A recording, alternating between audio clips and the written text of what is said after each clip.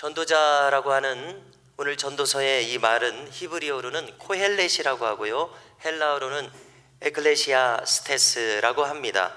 그래서 영어로도 전도서를 이클레지에스티스라고 하는데요. 자, 이것은 무슨 뜻이냐면 에클레시아가 교회라는 뜻입니다.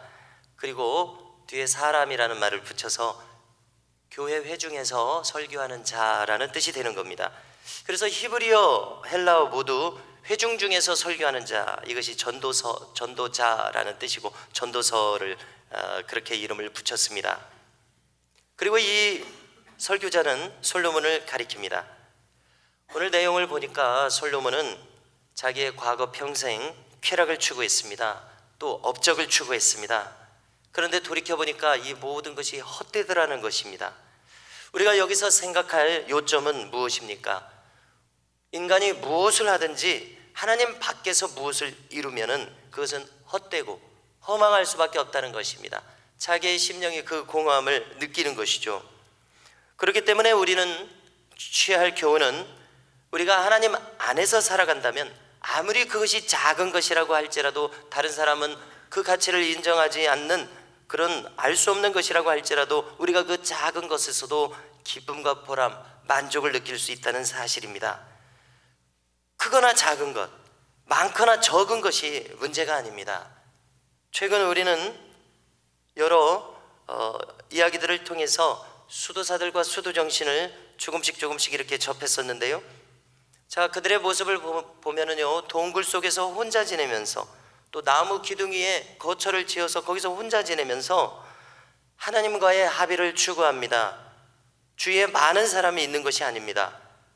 그들은 오직 많은 책들 중에서도 오직 성경만 읽으면서 주님과의 교제를 추구합니다. 꿀벌처럼 영의 아름다운 말들을 자기 속에서 만들어냅니다. 동굴 속에서 머무르고 있지만은 영적으로 깊이 들어가니까 동굴 안에서 거하는 사람이기 때문에 꿀벌과 같다는 그런 표현을 듣습니다. 하나님은 아니지만 하나님의 소리 나네. 체리톤 수도원, 그 동굴 속에서 혼자 있지만 하나님의 소리를 내는 사람으로 변하는 것입니다. 그래서 우리는 작은 것, 적은 것, 혼자 있는 것을 통해서도 하나님과 교통하는 법을 깨우치기만 한다면 그것으로부터 영원한 기쁨을 얻게 되고 그 속에서 살아갈 수가 있게 되는 것입니다. 오늘 본문에서 솔로몬은 모든 쾌락을 다 추구했습니다.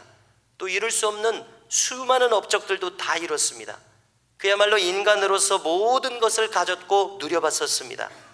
그런데 우리가 솔로몬을 잘 알고 있으시듯이 그는 그 모든 것을 하나님 없이 했었습니다. 우리가 그렇게 판단할 수 있는 것은 그는 하나님을 최우선시하는 삶을 살지 않은 것이 기록되어 있기 때문에 그렇습니다. 그는 수많은 이방 여인들과 그들이 가지고 온 우상들을 허용했습니다. 솔로몬 인생의 최대의 실책이었습니다. 그 여파는 우리가 잘 알고 있듯이 남부광조 자기 후손들 왕들이 모두 우상숭배자가 되어버립니다.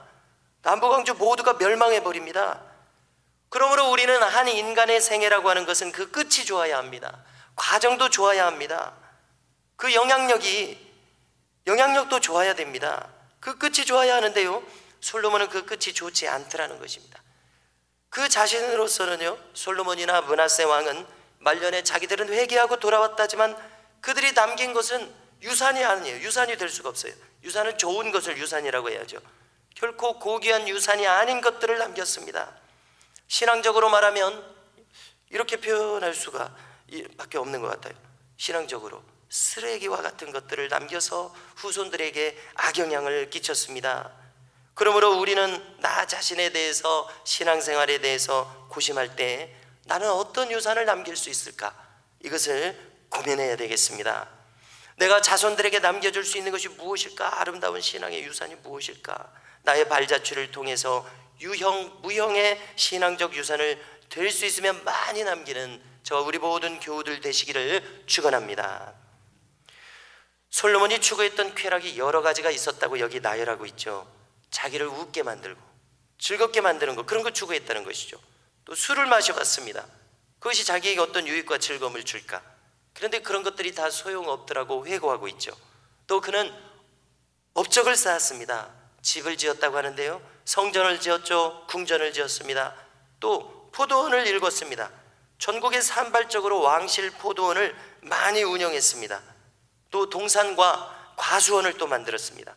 아름다운 정원을 만들고 거기 물을 대느라 저수지를 만들었습니다. 남녀 씨종들을 사서 부리고 또 종을 낳게 했습니다. 예루살렘의 선대 통치자들보다도 훨씬 더 많은 우양을, 그런 재물들을 더 많이 이렇게 가졌습니다. 금은보화 쌓았고 1000명에 가까운 처첩들과 시녀들을 두었었습니다. 무엇이든지 자기 눈에 들어오는 좋게 생각되는 것들을 다 취할 수가 있었어요. 또 자기 마음에 즐거운 것을 다 해봤습니다. 그런데 그 모든 것들을 뒤돌아보니까 그것이 다 바람 잡는 것과 같았다, 해 아래 무익했었다, 이렇게 결론 짓습니다. 말년에 거짓말할 이유가 없죠. 자기 마음이 공허하더라는 것입니다. 그가 느낀 이 공허함의 원인이 무엇입니까?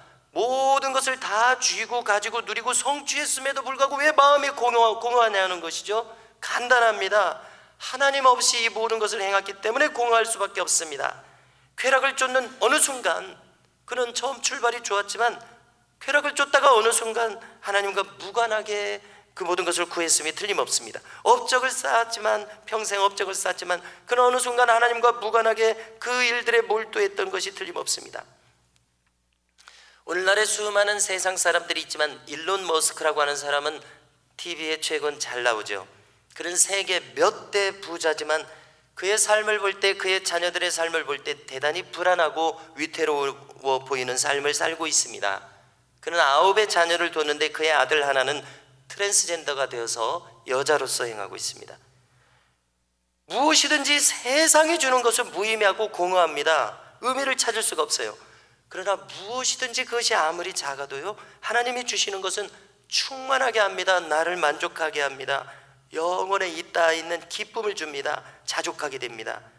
솔로몬은 너무 많은 것을 가지다 보니 그 틈에서 하나님을 쉽게 잊고 살아버렸습니다. 그러니 그가 가지게 된 것이 축복이라고 할 수가 있을까요? 그리고 노년에서야 깨닫는 것이죠. 모든 것이 헛되며 하나님을 경외하는 것이 인생의 본분이다, 이걸 깨닫는 겁니다. 그런데요, 우리가 판단해 보건대 너무 늦었습니다. 하나님이 그를 사랑하셔서 깨닫게 했지만 너무 늦었습니다. 그 악영향은 결코 돌이키지 못했습니다.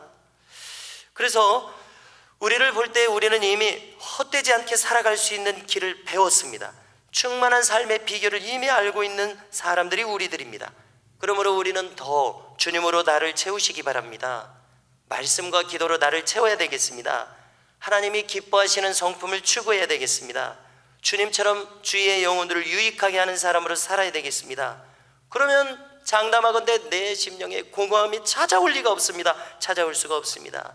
그러므로 오늘도 영원한 나라의 백성답게 이 하루도 이 믿음으로 승리하시는 우리 모두가 되시기를 주님의 이름으로 축원합니다.